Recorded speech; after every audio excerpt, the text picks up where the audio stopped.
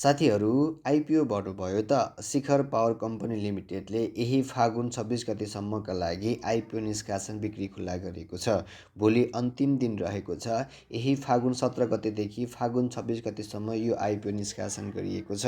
तपाईँ हामी सर्वसाधारणहरूका लागि 18,42,600 किता प्रति किता 100 रुपियाँका दरले निष्कासन गरिएको हो।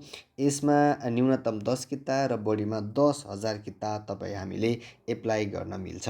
नेपाल धितोपत्र बोर्डबाट 32 लाख किता आइपिओ निष्कासन स्वीकृत भए तापनि यसबाट 9,80,000 किता आयोजना प्रभावित क्षेत्रमा 2,22,000 वैदेशिक रोजगारीमा गएका नेपालीहरूका लागि 1,11,000 सामूहिक लगानी कोषका लागि कर्मचारीहरूका लागि 44,400 गरी बाँकी रहेको 18,42,600 किता तपाईँ हामी सर्वसाधारणका लागि निष्कासन गर्न लागेको हो।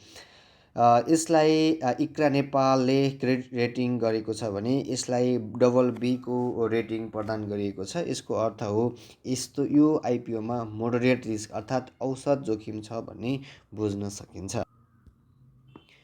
यो आइपिओमा मागभन्दा 15 गुणा बढी आवेदन परेको छ। आजका दिनसम्म हिसाब गर्दा टोटल आवेदक सङ्ख्या 24,82,723 जना रहेका छन् भने टोटल आवेदन किता 2,76,40,60 किता रहेको छ। भोलि अन्तिम दिन रहेको छ। त्यस कारणले गर्दा सबैजनाले आज नै यो आइपिओमा एप्लाई गर्नुहोला।